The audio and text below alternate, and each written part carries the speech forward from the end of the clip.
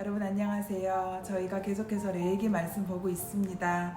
쉽지 않은 말씀인데 이렇게 간단하게 설명을 듣고 말씀을 읽으면 조금 더 이해가 쉬울 것입니다.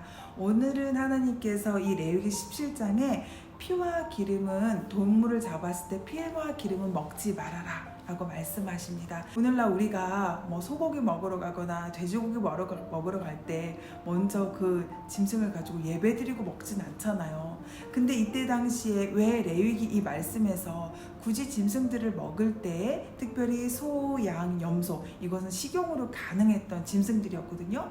그 짐승들을 먹을 때 꼭 화목제를 드리고, 화목제는 뭐였죠? 피와 기름 주께 드리는 제사였잖아요. 그 제사를 드리고 먹으라고 하는 거예요. 왜 그러셨는지 오늘 제가 설명을 해드리겠고요. 또 이 말씀이 오늘 우리에게 어떤 말씀으로 하나님이 교훈하시길 원하시고 비추시길 원하시는지 제가 설명해 드리도록 하겠습니다. 1절부터 9절까지 읽도록 하겠습니다. 여호와께서 모세에게 말씀하여 이르시되 아론과 그의 아들들과 이스라엘의 모든 자손에게 말하여 그들에게 이르기를 여호와의 명령이 이러하시다 하라.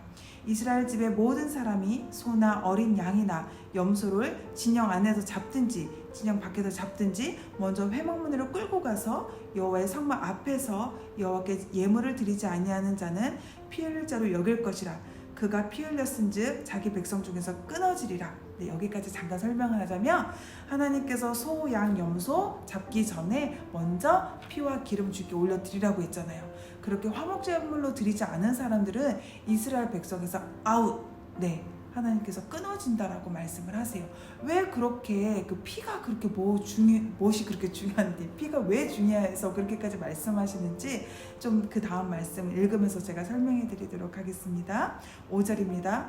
그런즉 이스라엘 자손들에서 잡던 그의 제물을 회막문 여호와께 끌고 와서 제사장에게 주어 화목제로 여호와께 드려야 할 것이요 제사장은 그 피를 회막문 여호와의 제단 앞에서 뿌리고 그 기름을 불살라 여기 향기로운 냄새가 되게 할 것이라.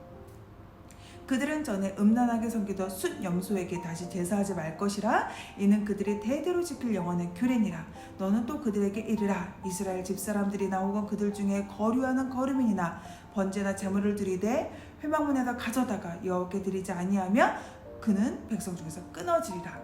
여기서 뭐라고 얘기합니까? 그 제물을 가지고 와서 꼭 하나님 말씀하신 회막문 성막에 와서 여호와께 드리라고, 화목제를 드리고 그리고 먹어야 된다라고 말씀을 하시는데 그 다음 7절에서 뭐라고 말씀하시냐면 그들은 전에 음란하게 섬기던 순염소를 다시 제사하지 말 것이다 라고 말씀하시는 것이죠.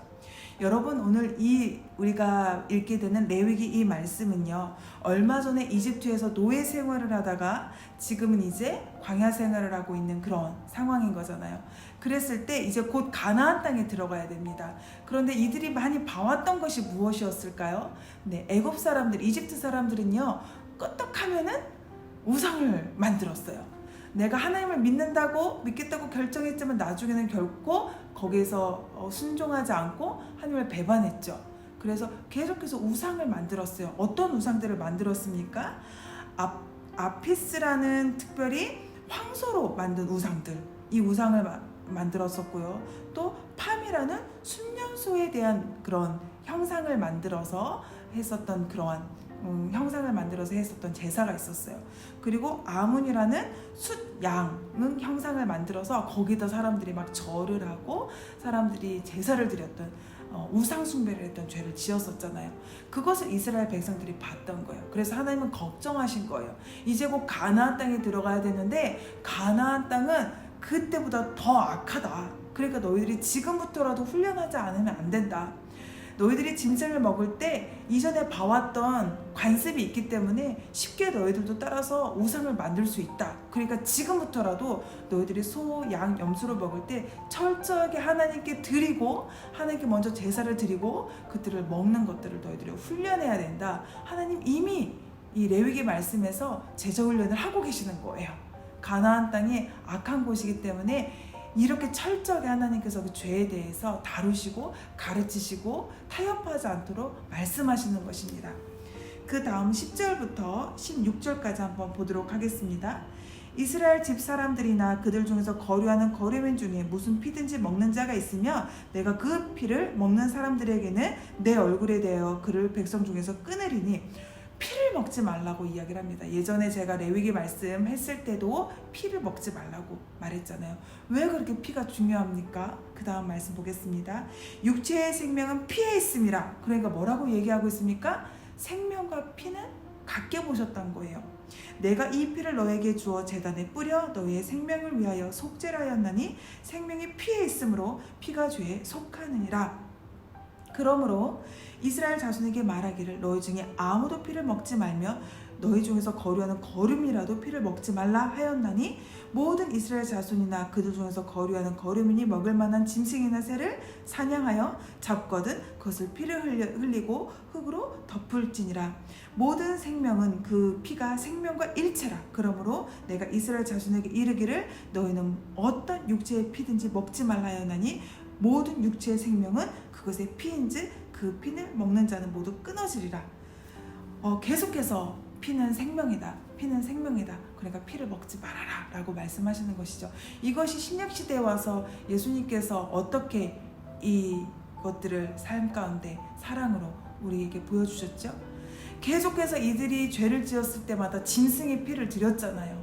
하지만 예수님이 단번에 자신의 몸을 드려서 하나님이 예수님을 보내셔서 독생자 예수 그리스도께서 산 제물이 되신 거예요.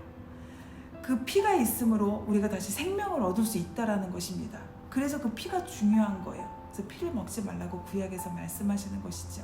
이것이 신약에 와서는 예수 그리스도께서 그 피 흘리심으로 우리를 속죄하시고 우리에게 자유케 하시고 우리 하나님의 자녀로 다시 택하여 주시고 우리를 죄에서 구원하신 그 피가 바로 신약에 와서는 예수 그리스도의 보혈을 의미합니다. 왜 하나님께서 이런 규례들을 이렇게 레위기에 말씀하셨을까요? 특별히 하나님은 이스라엘 백성들을 거룩한 선민으로 택하셨죠. 그래서 가나안 땅에 들어가기 전에 이미 가나안 땅에는 정말 죄악이 왕성했기 때문에 그 죄와 타협하지 아니하도록 이 짐승들을 먹을 때에도 하나님께 먼저 제사를 드리는 것, 하나님께 먼저 예배하는 것, 그들을 하나님께서 훈련하셨다라는 것입니다. 여러분들, 우리의 삶 가운데에 많은 것들이 우리를 유혹할 수 있고 우리를 흔들 수 있겠습니다. 근데 우리가 크리스찬으로 살아갈 때 내가 이런 것까지는 조금 타협해도 되는 거 아니야? 내가 이 정도는 주님 앞에서 좀 내어드려도 되는 거 아니야? 이렇게 생각하지 말고 우리가 철저하게 하나님 앞에 우리의 삶을 훈련하는 연습들을 했으면 좋겠어요. 이게 하나님이 사랑으로 하면, 우리가 하나님 사랑으로 가득 차면서 이 훈련을 하면 그렇게 무거운 시간들이 아닙니다. 내 안에 성령께서 계시기 때문에 하나님께서 기뻐하시는 것, 또 하나님께서 싫어하시는 것, 우리가 민감히 깨어서 우리가 하나님 앞에 훈련하는 이 오늘 말씀 읽은 것처럼 이스라엘 백성들처럼 훈련하는 여러분들이 되셨으면 좋겠습니다. 여러분들이 지금 세운 혹시 순염소 우상은 무엇입니까? 우리 안에 우상들을 좀 무너뜨리고 하나님 앞에 가장 귀한 걸로 주님께 드리는 여러분들의 하루가 되셨으면 좋겠습니다. 여러분 감사합니다.